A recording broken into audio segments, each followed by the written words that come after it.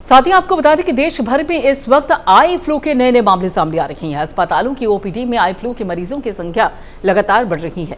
अस्पताल प्रबंधन के माने तो सामान्य दिनों में जहां पर आई ओपीडी में 6 से 10 लोग औसत हर दिन पहुंच रहे थे, वो अब ओपीडी अब 60 से 70 मरीज प्रतिदिन पहुंच चुके हैं और इस संक्रमण से बच्चों का अधिक प्रभावित होना बताया जा रहा है। लेकिन अस्पताल में हर उम्र वर्ग के मरीज पहुंच रहे हैं। इन मरीजों की आंखें सामान्य से ज्यादा लाल हैं, दर्द होता है, पानी की जगह मवाद निकल रहा है कि मरीज 8 से 10 दिन में ठीक हो रहे हैं।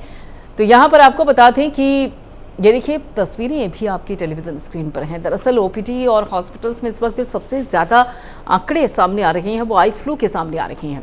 आई फ्लू के मरीज यहाँ पर सबसे ज़्यादा नजर आ रहे हैं और ऐसा नहीं है कि सिर्फ एक ही वर्ग के या फिर एक ही आयु वर्ग के लोगों के बीच में ये समस्या देखने को मिल रही है। हर वर्ग, हर आयु वर्ग के बीच में समस्या है, बच्चों में, बुजुर्गों में, बड़ों में और वयस्कों में। खासतौर पर ये देखा जाए तो आई फ्लू की इस वक्त सबसे ज़्यादा समस्याएं बनी हुई हैं और इस बाबत केसेस भी लगातार देखने को मिल रही हैं और यही कारण है कि इस बाबत जो डॉक्टर्स हैं वो हिदायत भी दे रहे हैं कि आई फ्लू के चलते थोड़ा सा बचाव करने की ज़रूरत है। हालांकि ये जो समस्या है वो 8 से 10 दिन में ठीक भी हो जा रही है, लेकिन एहतियात अगर बरती जाए तो फिर इस समस्या से 2-4 नहीं होना पड़ेगा।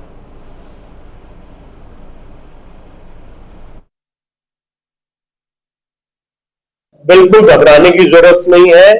आई फ्लू लगभग हर साल जब मौसम चेंज होता है कोई भी वायरस पनपता है। आई फ्लू के अंदर वायरल इन्फेक्शन है, पास के अस्पताल जाएं और दवाई ऑप्थेल्मोलॉजिस्ट को दिखाएं। सिंपल एंटीबायोटिक और एंटी एलर्जिक दिया जा रहा है, उससे बिल्कुल 3 से 4 दिन के अंदर बिल्कुल ठीक हो जाता है। तो यहाँ पर यूपी में आपको बता दें कि आई फ्लू विस्फोट देखने को मिल रहा है और ज़्यादातर केसेस यहाँ पर आई फ्लू के देखने को मिल रही हैं।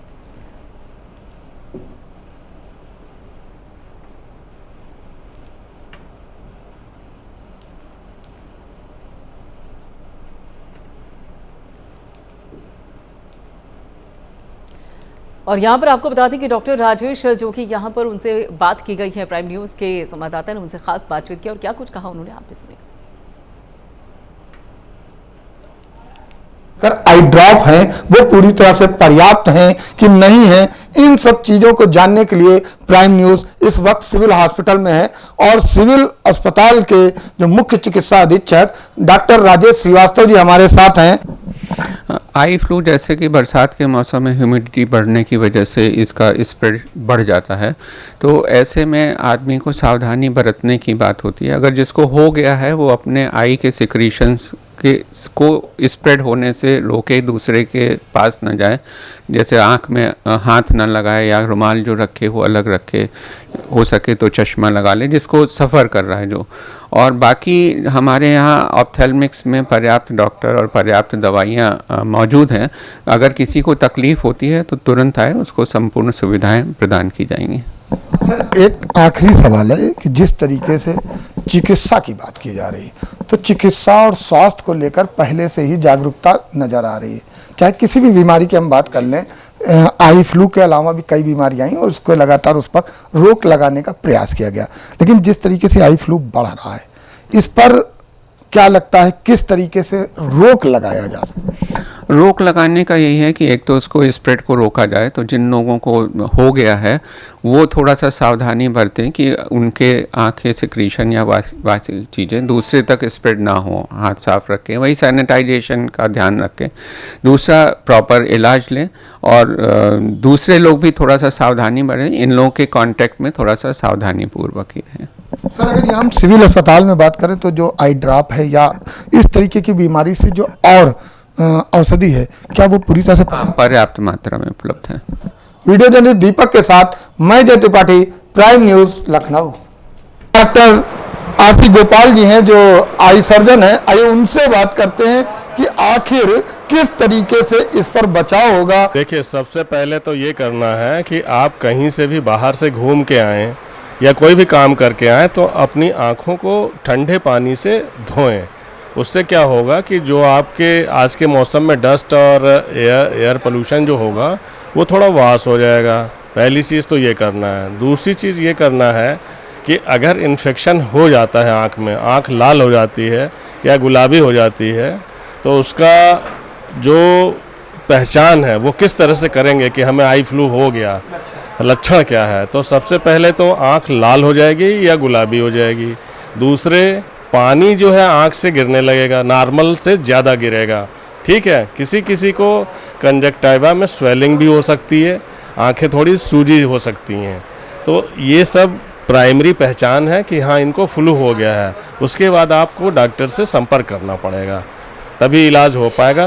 अपने से इलाज करने की कोशिश ना करें। सवाल ये है कि जिस तरीके से इस अस्पताल की बात करें या सिविल में, तो जो आई ड्रॉप है या अन्य इस तरीके की दवाइयाँ हैं, क्या वो पूरी तरह से उपलब्ध? जी हाँ, सारी दवाइयाँ उपलब्ध हैं और सारे मरीजों को यहीं से दवा मिलती है और फ़ायदा भी बहुत अच्छा होता है। इसलिए ये कहना कि दवाई उपलब्ध है कि नहीं है, यहाँ पे सरकार ने सारी दवाइयाँ दे रखी है और बहुत अच्छे से सबको मैनेज किया जा रहा है। सर, उत्तर प्रदेश में जैसे अन्य जिलों में ओपीडी में बड़ी बड़ी लाइनें लग रही हैं इस बीमारी से, मरीज बढ़ रहे हैं, तो क्या यहाँ पर लगभग मरीज बढ़ रहे हैं और कितनी संख्या में बढ़ रहे हैं? आप अभी सुबह से लेकर अब तक लगभग कितने मरीज आ चुके होंगे? देखिए, हम लोग डेली कम से कम 150 से 200 मरीज देख रहे हैं, जिसमें से कम 100-125 मरीज ऐसे हैं जो आई फ्लू के हैं या कंजक्टिवाइटिस के हैं, ठीक है ना। ये है, तो मरीजों की संख्या तो अमूमन बढ़ ही गई है, कंपैरेटिवली बहुत बढ़ गई है।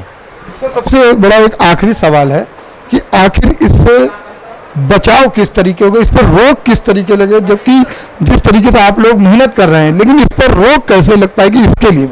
देखिए, रोक करने के लिए आपको भी थोड़ा अवेयर होना पड़ेगा। जैसे आप धूप में जा रहे हैं तो चश्मा लगाएं, आँख आके घर में धोएं, ताकि जो है जो भी डस्ट वगैरह पड़ा हुआ है या कुछ पड़ा हुआ तो वो सब वॉश हो जाए। तीसरी चीज़ ये है कि अगर हो जाता है तो आप इधर उधर ना जाके जो पढ़े लिखे डॉक्टर हैं, अस्पताल है, वहाँ पे दिखा के आप उचित इलाज करें।